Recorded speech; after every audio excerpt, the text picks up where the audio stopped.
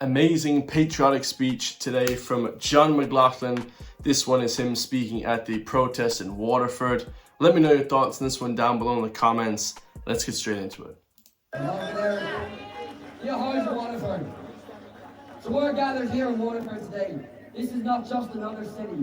This is a city where the story of our people runs deep. This is where our tricolour was first ever raised. This is the city where we had the first ever St. Patrick's Day parade.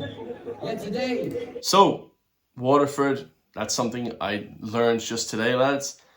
The first place where the tricolour was first raised, okay, the first place where the actual, Irish flag was raised up, and also the first Irish St. Patrick's Day parade, okay? The first St. Patrick's Day parade was also in Waterford.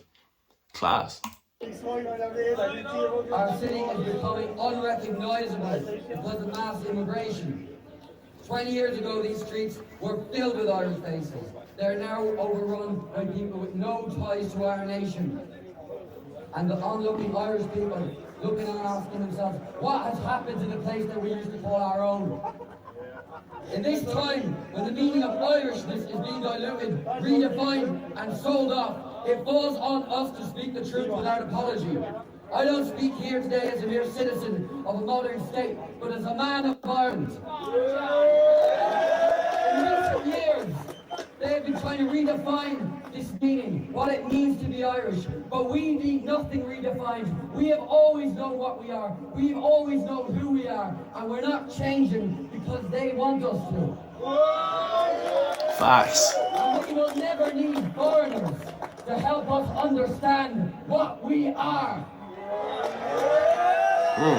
So he said we will never need foreigners to help us understand who we are.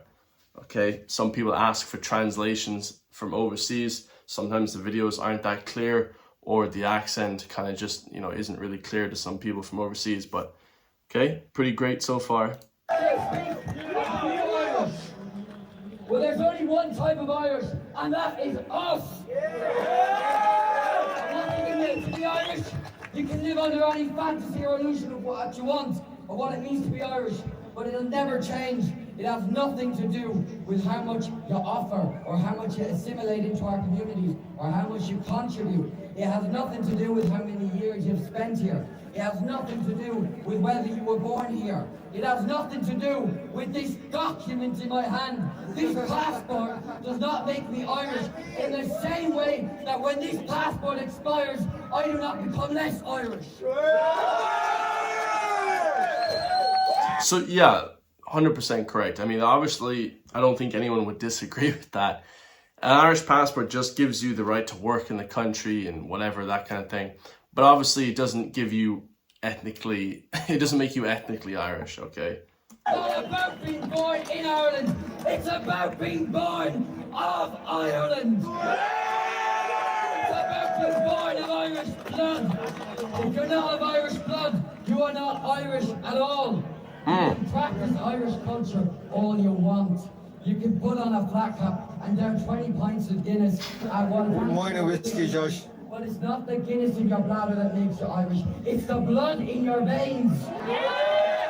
Yeah, so he's talking about ethnicity here. This is a topic that a lot of people don't want to talk about in the world. And unfortunately, guys, not everyone can be Irish, and that's okay. You can be other things. You can be flipping whatever from the Middle East. You can be wherever, guys, from South Asia. It doesn't really matter, but there are differences in ethnicity, okay? So, yeah, it's a good point. The leftists will never understand this. They live under the delusion that our recognition of truth is somehow hateful, while their blind acceptance of everything is enlightened and compassionate. Well, in truth, the road to ruin is always paved with gentle intentions. Their fake compassion is the mask of cowardice. Our struggle, by contrast, is not rooted in hate. It is rooted in love. Love for our country, love for our families, and love for what we either defend or surrender to the unborn generations. When you come out here and you say you're standing against mass immigration, you're not just standing against something, you're standing for something. You're standing for your country, you're standing for your county, you're standing for your family. You're standing up for your father and your grandfather before you stood for. Yes. And you're fighting for what your children and your grandchildren will inherit. Very true. One thing that all of us as nationalists are going to have to start understanding is that we do not need to justify ourselves before these leftist crowds. Oh man, I love that. You know, this woke Marxist communist left or liberals that we have here are destroying the country, guys. You know, plain and simple. So don't ever try and justify yourself. You don't have to debate with people. You don't have to explain yourself. I mean, they know what they're doing is wrong, and you know, they suffer the consequences mentally, spiritually, physically from that, you know. Let them on the left say what they like about us. Let them think what they like about us, because we think nothing of them. Let them say what they like because they have a right to speak. But we on the right have a duty to speak. We have a duty to take back our country. We have a duty to the unborn generations of this land to pass it on to them just as our fathers passed it on to us. If we don't do this and take on this fight head on, how in God's name will we stand before the future generations of this country in old age? And how will we ever stand before God after that? And on the topic of duty and values, let me make something absolutely clear. There's been a split in the nationalist movement where some people here today, claiming to be nationalists, seek unity with the loyalists in the north. We in the National Party utterly reject this false unity. One of the most defining aspects of true nationalism is that you put your nation first. The claim of our 6 counties remains an open wound. This is not about keeping past divisions and hostilities alive. It's about refusing to surrender our future. Their claim on the north is not history. It's an ongoing theft, and no serious nationalist can turn a blind eye to it. Yeah, 100%. I mean, how could you, when I saw that, people siding with the people in the north and stuff, I said that's a bit strange. Obviously, they're going through the same perils in the north, you know, Wales, Scotland, and the UK, okay, in London. Okay, the British people are going through the same thing of mass immigration and, you know, housing and all these social issues and all these economic issues. Absolutely. That is caused by the left and the Marxist people. But there is a difference between Britain and Ireland, you know what I mean? And actually, I was watching a great movie last night. I can't remember the name of it, lads. Let me just try and, I actually can't remember the name of it. And he was saying that during the war, you know, fighting them off the British, one lad said, one Irishman is equivalent to 50 Englishmen. So yeah, it's a legendary quote, okay? Legendary war fighting quote. If you march beside those who oppose Ireland's sovereignty, don't call yourself a nationalist, because you're merely a traveller in our ranks, guided not by the national vision, but by lesser, perhaps more personal motives. In the past 100 years, if the past 100 years have taught us anything, it is that compromise is the road to collapse. Look at our country today. How did we reach this desperate situation? Not through one great act of betrayal, but by 1,000 little compromises. Every time we backed down, every time we softened our values, every time we told ourselves, just this once, we lost something of who we are. Exactly. That's why you should never, ever give up any ounce of freedom or anything in Ireland. Not even a little bit, lads, because that is a slippery slope and will continue to basically destroy the country. Okay, it's not that we ever signed over any sort of, oh, here, take our freedom in one day. But over the course of, you know, the last 100 years, we've basically eroded the freedoms and our culture and our heritage to a point where it's not even recognizable now, the country. We do not save Ireland by watering down our principles. We save it by standing firm in our principles, even if it means standing alone. For our cause is not a number game, but it is the truth. And truth does not bend to convenience.